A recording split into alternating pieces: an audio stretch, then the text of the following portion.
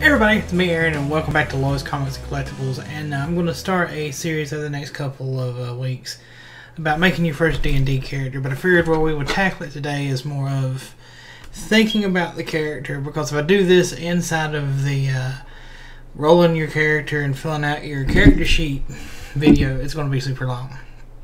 Okay, so the Player's Handbook basically recommends that you pick your race, then your class, backgrounds, and all that stuff.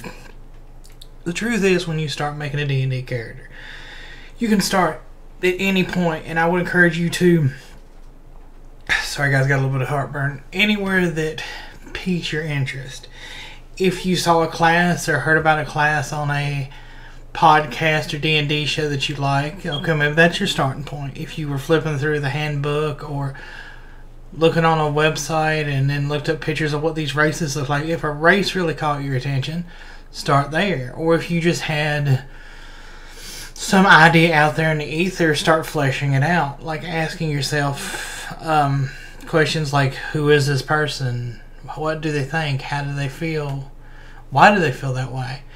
And this is things to sort of think about before you ever roll your d6s or whatever you want to do to determine your stats, because I think you'll have more fun, and I think it'll be a character that means more to you by doing this approach and not worrying as much about the stats. That's not to say that stats are not important, because things are determined by stats.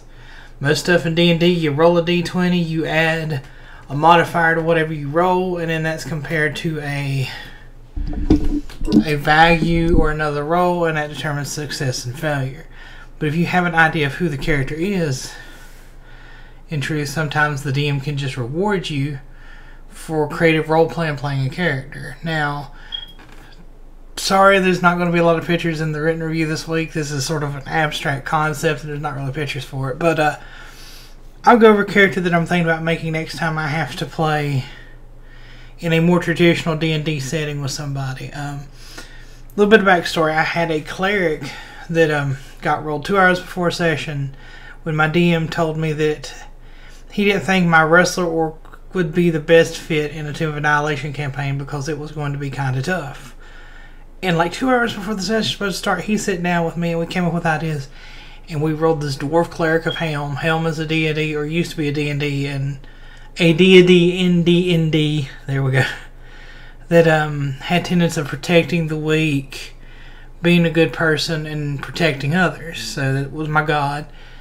And this character went on throughout time to be one of my most favorite and cherished characters, because he had character and personality, and it made me laugh because he was a character that I didn't put a whole lot of extra like upfront time in, sort of thrown together 2 hours beforehand.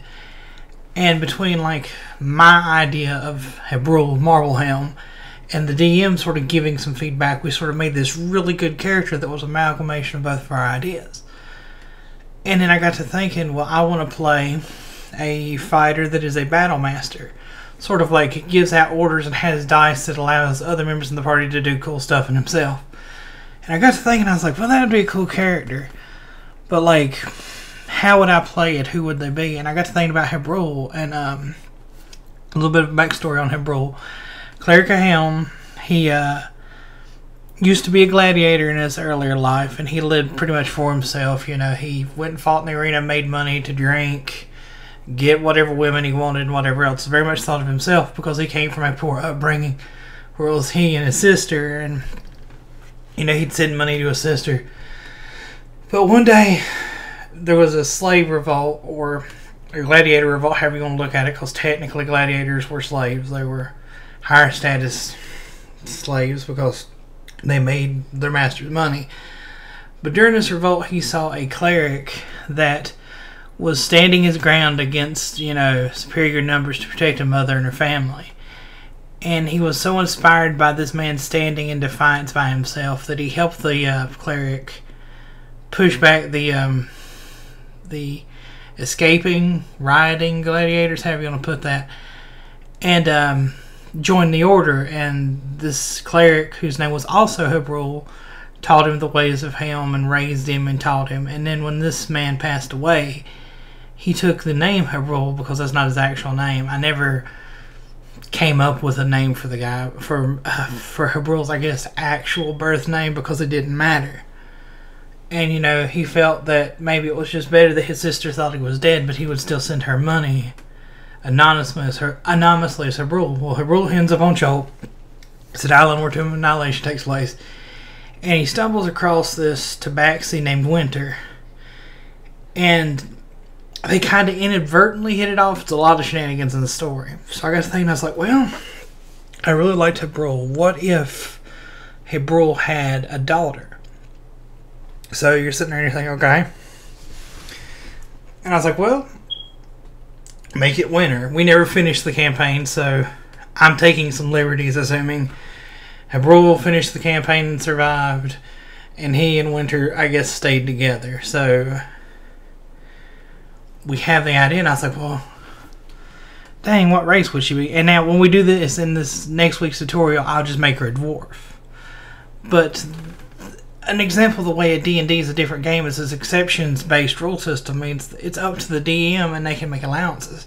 So I talked to some of the DMs, like, would you let me, like, take the stat improvements of a dwarf, but then, like, the secondary stuff of a tabaxi and make, like, a... Well, there's two ways to do it. There's one where she's more like a dwarvish anime cat girl. The other one I thought was interesting is she's a really short tabaxi with kind of a dwarf build, but has, like, a Scottish fold face or some small cat. And I was like, oh, that'd be pretty cool, and that's different. And I really liked Hebrul. And then I asked myself the question, I was like, well, if she's... Assuming that I was going to make her this Battle Master fighter, right? It's like, well, what would have happened that her father went on after the campaign to reestablish the Order of Helm and bring it back to prominence? Why wouldn't she be a cleric? And I was like, well, let's think about this experiment, right? Like, okay, Hebrul dictates that you be honorable and that you defend those who can't defend themselves. What if she saw sort of a time in her life when the Code of Helm got in the way of protecting others? So I decided the backstory would be Hebrul had helped restore the Order. But at some point, and I don't have it all fleshed out, if you wanted it verbatim, I can't give it to you, he had to make a choice to save a lot of people that compromised part of that oath, and at least officially he is excommunicated from the Order.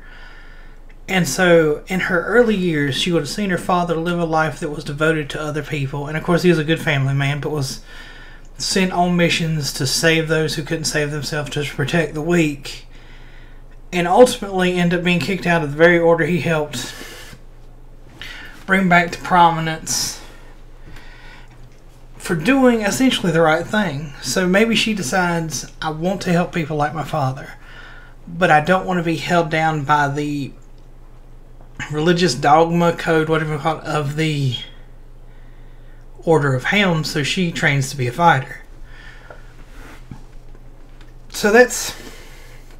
What does all that winded long story mean? I'm showing you there are different ways to start your creation process, and this one technically it started with a class, then it made me think of a character I liked, so they'd help me choose a race. So either a dwarf female or let me do a tabaxi dwarf female hybrid. And her name I came up with because I looked at tabaxi names online, like a tabaxi name generator, and they had names very similar to, if you played Elder Scrolls, Argonians, right? And Argonians are like rushing stream or something like that. So one of them on there was Lucky Path, and they would go by Lucky, and I was like, that's pretty cool, because at first I was like, that sounds silly, but I got to think about it. Her parents met at just happenstance when Hebrul was on this mission to Chult. So it was a lucky crossing of paths. So it's like Lucky Path Marblehelm, and she'll go by Lucky Marblehelm. So just thinking about that, but see now how I have an idea of the person that the character is before I ever put stats to paper. Now, her being a fighter, obviously, and we'll talk about this next week, one of her primary stats will be strength. One of her primary stats will be constitution. But she might have a little bit higher wisdom or intelligence because her backstory, she would have been raised around religion and the arcane because her father was a cleric. So maybe I give her a slightly higher wisdom score. Her background reflects that. I picked Sage, so she has knowledge of, I don't think religion, but I think it's arcana in history.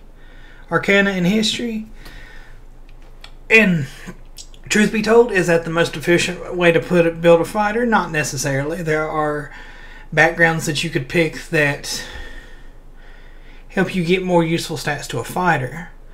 But now see, this character is not just a stereotypical fighter like a video game. I've put in the time to think about the character, and now I'll have an interesting character. And the thing is, if you do this approach, don't be afraid to change the character as time goes on. Because most of us are not the same person today we were 10 years ago. You might be very similar, but you will see a few things differently. So as you play this character, because this happened with Habrul. Habrul was kind of forced to be... I got the idea to be like more of a boisterous person in the gladiator background because I was just yucking it up in the bar being a dwarf, what I thought was a stereotypical dwarf. And literally one of the first things was I ended up sharing a room with Winter because I was talking a good game, and I was sitting there thinking in the back of my head, I was like, well, this isn't necessarily something that a cleric of him would do. But also, at the same time, right, I was like, she's probably going to take everything I have, and I'm going to wake up in the morning naked with no money or gear. But I was like, I'm going to take the chance, right? I'm like, I've hammed it up to this point, talked a good game about how good I am and strong and all this other stuff.